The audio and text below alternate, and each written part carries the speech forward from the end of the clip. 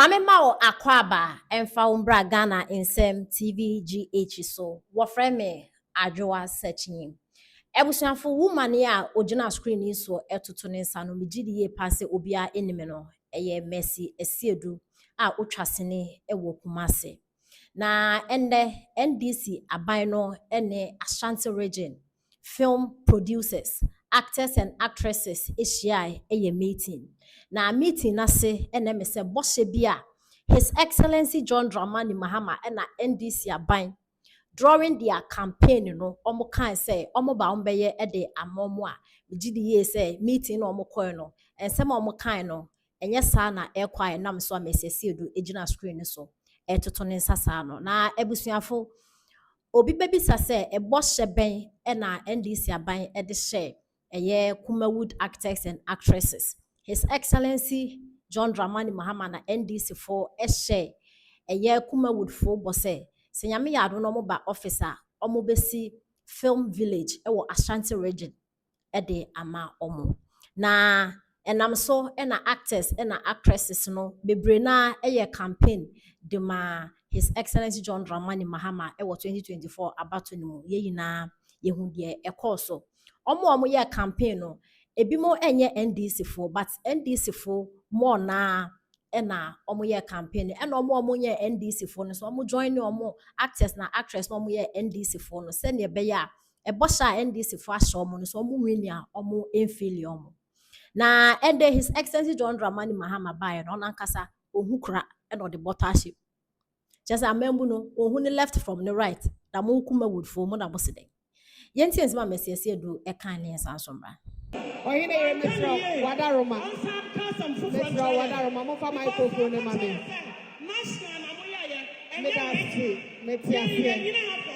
Yes, madam. Yeah, pray for Ashanti region. Eti na nyame ama ya akwada na nsanyi no. Ewa Ashanti region. Yensu ye hu nya. Medasi. Ye betuna national dey wa ha. Yo. Medasi. Yada mwasi. Yes, yamu amotu yamu tansi maye. Yes, yamu. Amotu. Yes, yamu. Amotu. Amotu. Ini ya beba za. Together we build. Together we build. Thank you. Ebusuafo ye yina yate ensem a course na che se enibre aba na me de bia masema me kan se journalist fo empenifo omo ani afi omo ye business omo ankasa ye omo business ko omo run the cold stores omo ye adwuma omo de electricity eye okọ magazine aboso kan che se enkrofo omo ani afi a omo hu His Excellency John Dramani Mahama na membu anyame ya adoma 2024 omutumi dada omo His Excellency John Dramani Mahama nankasa ka se Ghanaians was short memory nanso ni nyina short memory ni mu nyina na yesanso kwoto abama His Excellency John Dramani Mahama no ntino aya na me blame His Excellency John Dramani Mahama. Kumawood actors and actresses mo was in the trim enye endasem mo atwasene so many years ansa na His Excellency John Dramani Mahama kra be president. And His Excellency John Dramani Mahama be president ne penso and a movie industry no e collapse kra because na light no. At that time and there was secondary school kra ne yenya light kra mfenye mfensuade na mo amutwa sene so mo just say esene no mo de ban so ya de light na ehwe mo de light nso na besi mo nso de atwitwa and so light off e collapse mo adwuma and so 2024 yenim de ba mo nso mo say His Excellency John Dramani Mahama say osanso aba wa hye mo bonti mo kwasa light to aba e de ema no abra His Excellency John Dramani Mahama ye president mo movie industry no e collapse no His Excellency the former president now don kwaku for na NPP4 e bae no munya light constant editwasene na movie industry no e revive kakra enti say His Excellency John Dramani Mahama abehye mombo na se mo akwakoto abane de amana de dikan esese mo hu say His Excellency John Dramani Mahama no ono no papa no aya okasa mo hwe nani mu ana mo so mo ye observant obi a wo observe yade o think deep pa no say His Excellency John Dramani Mahama e kasa clearly you could tell say papa no twa you could tell say he's just talking for something or kasa se nebe yobenya de keke, but on kasa embe solve your problem no emfema. Kumawood actors and actresses move baby tina o, Mr. Asiedu, baby tina, na yen shakwem na yembra. Wono me pe wasem nti me pese me gina wo so. Hwe, kokwa akuafo no mu kemi no. From 3,001 to 2,500, 2,500 ne kwa fa mo keke no kra no. So na wa ba okọ 1 year unti omoka.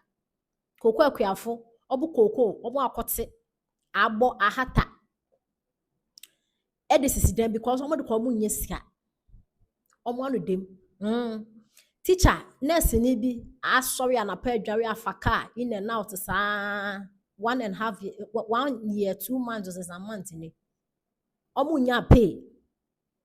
Electricity price ne kwa na ekosoro yen kwa yentu in light nti e pa ban ne chance so be reduce nyama e de amayenti me before na ye ho adwe yen kakra. Nti mo Kumawood fo no, mo ba bi ntina o, na mo kwa no mo ka ho mo ye nchen kwa nka mo Ayiri. Mo ye nchen kwa nka mo Ayiri. Because NDC for omo na mbegu mu industry ni maamo.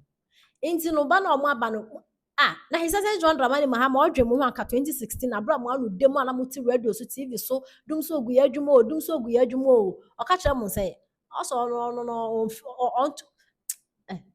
also no nti obi anasem mo kema for 4 good years wa ma mo light na mo amfa anya adwuma mo industry na nkasa o collapse na adwuma na nkasa mo ye na mo nsa komo anu no o collapse no nti nyande ya NDC for ben NPP for ben na light agina so amatimi revive na kakra mu twa series in kakra na obesi dan amamo na on promises or the promise Ghana for 24-hour economy when you sky and or dey babesi peace film villages at the amamo me say do ham kwa because youth no mu nya adwuma nya che say adwuma kra nya bi nya no nya first can besi dan amamo na ne omo etimi akwa adwuma 1 year na some month no omo ntu omo ka no omo gufie no omo su no ko diska no komo omo anka fa so ni so film village edan entertainment industry nko aba ku Santana ono bebo amo ne aso ya yeso wo mamu no ema obi majeje ye ba anti that's bre Daru. we ye Oraka na Japan. Okay.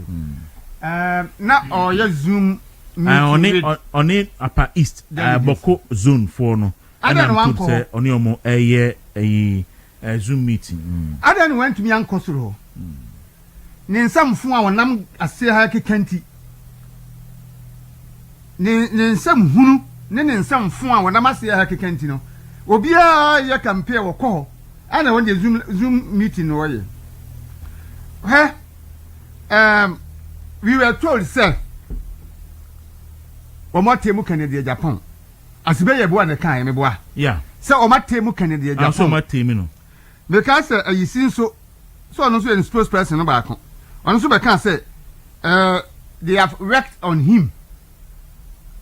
Say you can say ya temu obi a. Ayin fo ne temu on. Ye temu obi a okuta kuma bone kokubone back.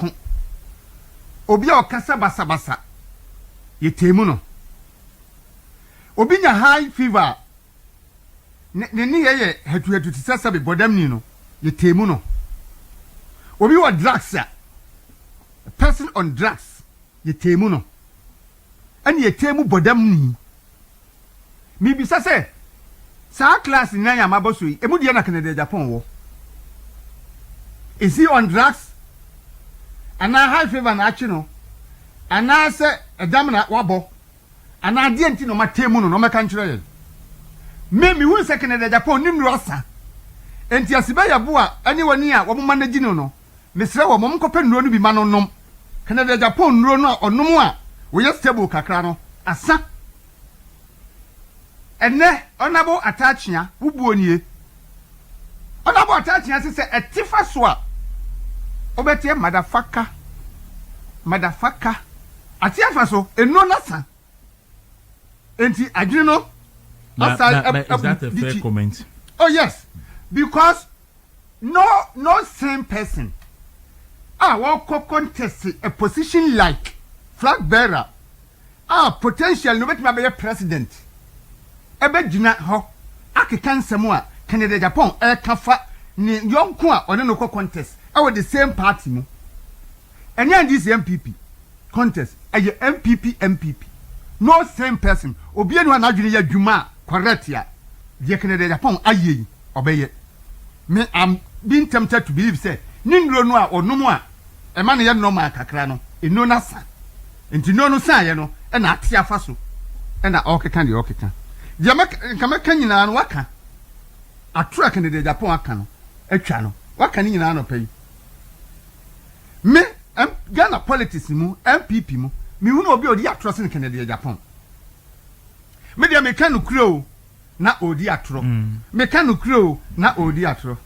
na anu ye anim guase a waje ye o se kwa me despite obi abo ne bra aye na ade na begina ho na me nua ba odi machi na go school from 3 elementary school and oja school and so despite e ni automobile museum museum ono na koye interior decoration nyina na koye ade ti ya despite e ba bontin ni nyina ba be ya no e be kan se oboa we nipa we in fact nanu yo eni ba bia o and na despite real say crime despite e be in the company ayi bibia kama na wunua want me akọ school na me baby we so one koye interior decoration nyina na mama said despite no running advert e wo despite media e running advert for days say ka je Ghana for say we ye trofo e see a person advert ni be yebo an be bobia because asanka MPP ohun kani MPP no a say e kan no anka Canada Japan election we nkoma nko bi da on sem fata we ya nim guase ma party no say ko ba say enne MPP adru stage bi say Canada Japan di subantantan